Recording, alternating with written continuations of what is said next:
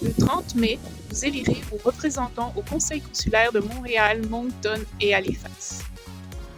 Trop souvent, nous, Françaises et Français de l'étranger, pensons qu'il n'y a rien que l'on puisse faire.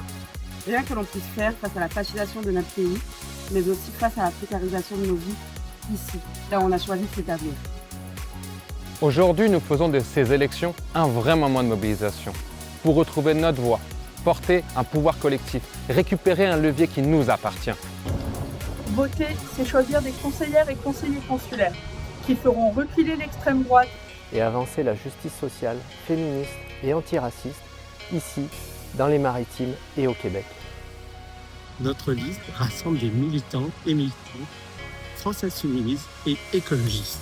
Et des membres de la société civile, militants et militantes, contre toutes les formes de discrimination et de racisme.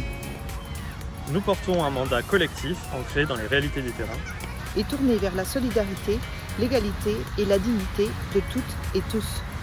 Nous allons donner une voix et un espace à celles et ceux qui pensaient ne pas avoir leur place en politique. Notre programme s'articule autour de 3 grandes priorités. L'accès aux soins, la lutte contre les discriminations et la défense des personnes les plus vulnérables. Parce qu'être française ou française de l'étranger ne devrait jamais signifier être moins protégé, moins entendu ou moins bien défendu. Le conseil consulaire doit redevenir un outil utile, un lieu de solidarité et d'action et de vigilance au service de notre communauté.